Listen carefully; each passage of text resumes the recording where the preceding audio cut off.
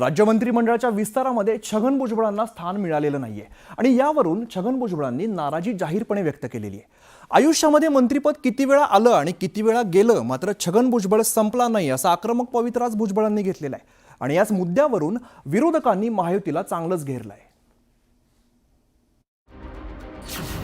मंत्रिमंडळातून डावललं, भुजबळांचा संताप। नाराज आहे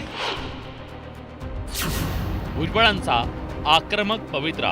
असं मंत्रिपद किती वेळा आलं आणि किती वेळा गेलं, छगन भुजबळ काही संपला नाही। भुजबळांचा थेट नेतृत्वालाच इशारा। तुमचं बोलणं झालंय ज्यांनी डावललं त्यांना विचारायला पाहिजे ना। महायुतीच्या मंत्रिमंडळ विस्तारात अजित पवारांच्या राष्ट्रवादीनं नव्या चेहऱ्यांना संधी दिली, पण ज्येष्ठ नेते छगन भुजबळांचा मात्र मंत्रिमंडळात समावेश केला। आवश्यक असेल 1992 पासून काँग्रेस राष्ट्रवादीचं जेव्हा सरकार होतं तेव्हा भुजबळांचं मंत्रिपद कायम होतं, मात्र यंदा पहिल्यांदाच भुजबळांना मंत्रिमंडळात स्थान देण्यात आलं नाही। त्याबद्दल भुजबळांनी थेट नाराजी व्यक्त केली। नाराज आहे, चला ठीक आहे, चला पुढे काय। तुमचं बोलणं झालंय ज्यांनी डावललं त्यांना विचारायला पाहिजे ना।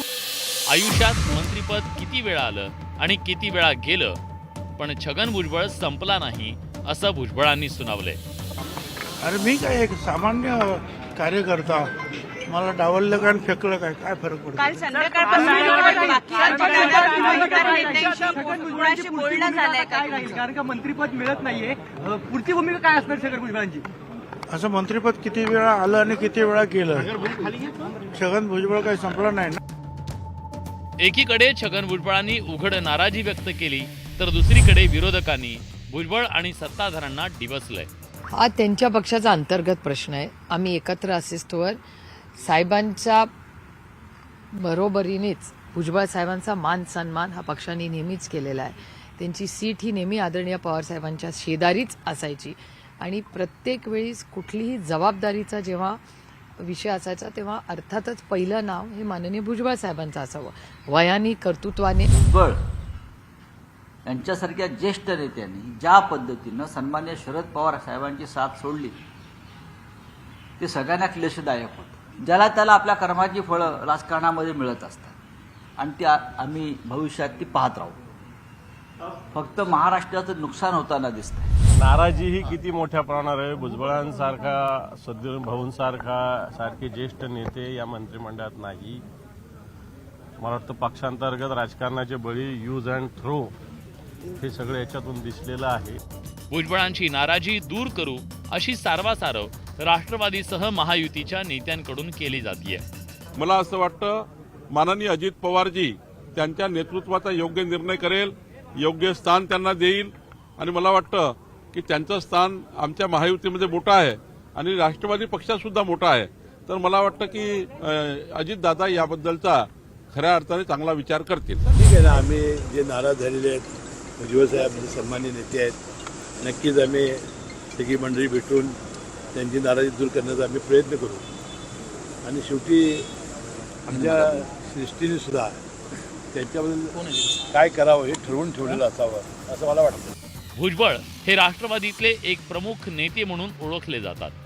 खरं तर मंत्रिमंडळ विस्तारात त्यांचं मंत्रिपद निश्चित मानलं जात होतं, पण अजित पवारांनी भुजबळांना जोर का धक्का धीरे से दिलाय। आता भुजबळांची नाराजी अजित पवार आणि त्यांचे नेते कशी दूर करतात हे पाहणं औत्सुक्याचं ठरणार आहे। Bureau report, news 18 Lokmat. तर मंत्रिमंडळ विस्तार झाल्यापासून अनेक नाराजीचे सूर उमटतायत।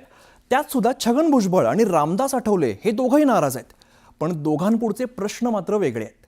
एकीकडे छगन भुजबळ म्हणतायत जहां नहीं चैना वहां नहीं रहना, तर आठवले म्हणतायत जाए तो जाए कहा। हो, आता काय नाशिकला बाकी लोक जरा भेटायला येणार आहेत, त्यांचे सारखे फोन चालू आहेत, हे करणार। अधिवेशन अटेंड नाही करणार तुम्ही? पुढची काय भूमिका? आता बघू, जहां नहीं चाइना वहां नहीं।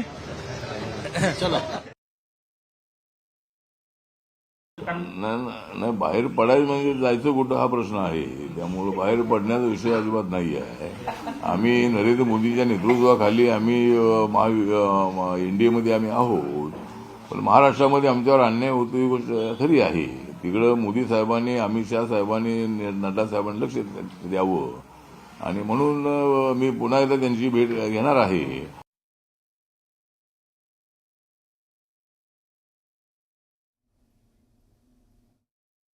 नाशिकला रवाना होता. हो आता काय नाशिकला बाकी लोक जरा भेटायला येणार आहेत, त्यांचे सारखे फोन चालू आहेत. हे करणार अधिवेशन अटेंड नाही करणार तुम्ही? पुढची काय भूमिका आता बघू. यहाँ नाही चायना, वहाँ नाही.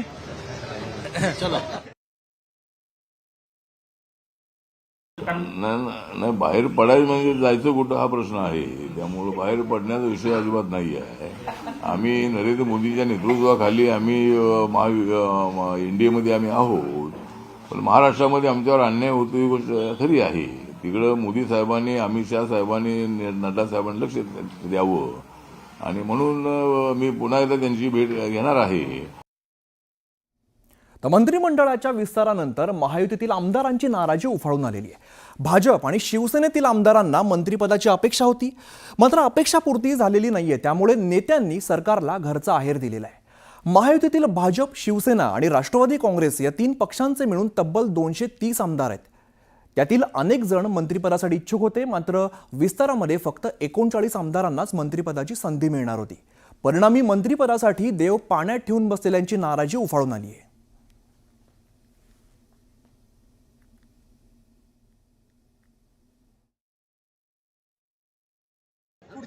बापू 2.5 वर्षानंतर मंत्रिपद मिळावं अशी अपेक्षा आहे का? वर्षानंतर मंत्रिपद दिलं तरी मी घेणार नाही. पुढची भूमिका काय असेल? मला दिलं तरी मी घेणार नाही. गरज नाही. मला माझ्या मतदारसंघातली कामं मुख्यमंत्री वगैरे याच्यावर करून गेले. एवढं आहे. मला काय मंत्रिपदावर आलेलं नाही. मंत्रिपदाबद्दल मला राग नाही. प्रचंड. शिवसेनेच्या वतीनं 8व्यांदा निवडणूक लढवणारा मी एकटाच आहे. धनुष्यबाणावरती लढवणारा मी एकटाच आहे आणि त्यामुळं साहजिक अपेक्षा होती. परंतु ठीक आहे, मी फर्स्ट डेपासून म्हणत होतो की माननीय एकनाथ शिंदे साहेब जो निर्णय घेतील, आमचे पक्षप्रमुख आणि शीर्ष नेता, तो निर्णय मला मान्य राहील. नवीन रक्ताला वाव द्यायलाच लागतो आणि आज अनेक जे नवीन मंत्री झाले त्यांच्या दृष्टीने आनंदाचा दिवस आहे. दुसऱ्याच्या आनंदामध्ये सहभागी होणं हे सुद्धा एक महाराष्ट्राची परंपरा राहिलेली आहे आणि त्याच्यामुळे ज्या लोकांना कुठेतरी बाजूला राहिले असतील, माझं खात्री आहे की त्यांचे पक्ष हे त्यांचा योग्य तो मान ठेवतील आणि शेवटी आपल्याला काम करायचं असतं ते राज्यासाठी काम करायचं असतं. तुम्ही तुमची नाराजी उघडपणे जाहीर केली आहे. हो, जर समजा उपनेता पद आणि विभागीय समन्वय एवढं मोठं पद असून तर पदाला न्याय देता येत नसेल तर नक्कीच त्या कार्यकर्त्याच्या भावनाचा विचार करून मी राजीनामा दिला. तुमचा राजीनामा तुम्ही थेट मुख्य नेते एकनाथ शिंदे यांच्याकडे? हो, त्यांच्याकडे पण व्हॉट्सअपवर पाठवलं. सगळ्याच पदाधिकाऱ्यांना पाठवलं. राजीनामा देणारे हे ते बुजदिल असतात. त्यांनी असं करायला नको. ते चुकीचं आहे त्यांचं. मी इच्छुक होतं, माझं नाव होतं, तरी मला मिळालं नाही म्हणून मी काय नाराज थोडे व्हायचं. साहेबांना पक्ष चालवायचा, सर्वांना सांभाळायचं आहे. त्यांची पण काही ना काहीतरी मजबुरी असते.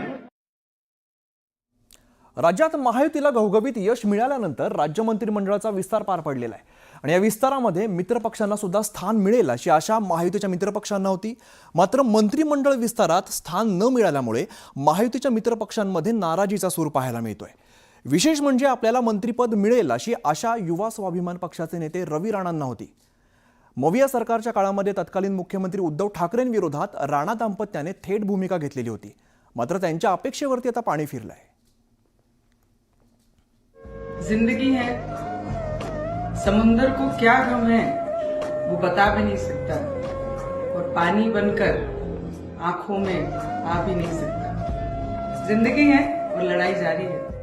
रवी राणांचं पण नाव ऐकलं मी आता. रवी राणाही अमरावतीमध्ये गेले. असे अनेक आहेत आणि असं कळलं की अडीच वर्षाचा फॉर्म्युला आहे. म्हणजे त्यांनी 6 महिन्याचा फॉर्म्युला केला असता तर सगळ्यांना मंत्रिपद मिळाली असती. काय होतं की निवडणुकीच्या काळामध्ये मोठे पक्ष सगळ्या घटक पक्षांची बैठक बोलवतात. त्या एरियामध्ये त्यांची ताकद असली की मग त्यांना बोलवून कामाला लावतात आणि निवडणूक झाली की मग तुम्ही आमच्याशी संलग्न नाही, मग तुम्ही भाजपशी संलग्न नाही, तुम्ही ह्याच्याशी संलग्न नाही असं म्हणायचं आणि साईड पटरीवर त्यांना ढकलून द्यायचं. तर हे योग्य आहे असं मला निश्चितपणानं मला तरी वाटत नाही. नागपुरात पार पडलेल्या शपथविधीनंतर एका रिकाम्या जागेची चर्चा आहे. ही रिकामी जागा आहे मंत्रिमंडळातली. 43 मंत्र्यांच्या मंत्रिमंडळामध्ये आतापर्यंत 42 जणांनी शपथ घेतली आहे. त्यामुळे मंत्रिमंडळातली एक रिकामी जागा कुणासाठी याबद्दल अनेक अंदाज लढवले जात आहेत. तरी जागा जयंत पाटलांसाठी सोडली गेल्याचा दावा अमोल मिटकर यांनी केलेला आहे. डिसेंबरच्या शेवटी महाराष्ट्रामध्ये राजकीय भूकंप होण्याचे संकेत सुद्धा त्यांनी दिलेत. मागही एक मंत्रिपद त्यांच्यासाठीच खाली ठेवलं होतं. त्यावेळेस त्यांनी फार विचार केला. नंतरच्या काळामध्ये लोकसभेच्या निवडणूक आल्यामध्ये लोकसभेमध्ये मॅन्डेट मिळालं महाविकास आघाडीला. त्यावेळेस त्यांना असं वाटलं की आपल्याला आता तिथं जाण्याची गरज नाही. पण आता अशी परिस्थिती आहे की मला असं वाटतं की एक मंत्रिपद जे खाली ठेवलंय त्याकरता योग्य व्यक्ती योग्य वेळ हे ते बोललेत ना, लवकरच योग्य निर्णय घेतील. त्याच्यामुळे तो योग्य निर्णय होईल. तुम्ही बघा आता एक जागा जी राखीव ठेवलेली आहे, काय वनडाऊनला जो प्लेअर होतो ना ते वनडाऊन प्लेअर करता ठेवलेली आहे. ते लवकरच नक्की येतील कारण त्यांनी सांगितलं योग्य वेळी योग्य निर्णय घेऊ आणि मंत्रिमंडळाचा विस्तार झाला, योग्य वेळ झालेली आहे. आता योग्य निर्णय डिसेंबरच्या शेवटपर्यंत होणार. नागपूर हिवाळी अधिवेशनाच्या पहिल्याच दिवशी महाविकास आघाडी सदस्यांनी विधानभवनाच्या पायऱ्यांवरती आंदोलन केलेलं आहे. गेले काही दिवस ईव्हीएम विरोधामध्ये सातत्याने राज्यभरात विरोधकांकडून आंदोलन केलं जात आहे. राज्यात आलेलं फडणवीस यांच्या नेतृत्वाखालील सरकार हे ईव्हीएममुळे सत्तेवरती आलंय असा आरोप विरोधकांनी केलाय. बिलकुल ईव्हीएम हे सरकार ईव्हीएमचंच सरकार आहे. कारण सगळ्या गोष्टी जर बघितल्या मागच्या लोकसभेपासून तर या महाराष्ट्रात जनमत या आलेल्या सरकारच्या बाजूनं कुठंच नाहीये. आणि ईव्हीएमचा चमत्कार या सरकार येण्यामध्ये झालेला आहे हे आमचं स्पष्ट मत आहे.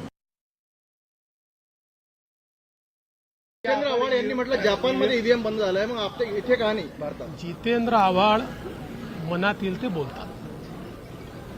त्यांना कुठला पुरावाही लागत नाही, त्यांना आगाही लागत नाही आणि पिछाही लागत नाही. त्याच्यामुळे अशा प्रकारच्या प्रश्नांना मला उत्तर विचारू नका. त्यांच्यासारखे बोलणारे काही लोक आहेत, मी तुम्हाला नावं सांगेन, त्यांना उत्तर विचारू.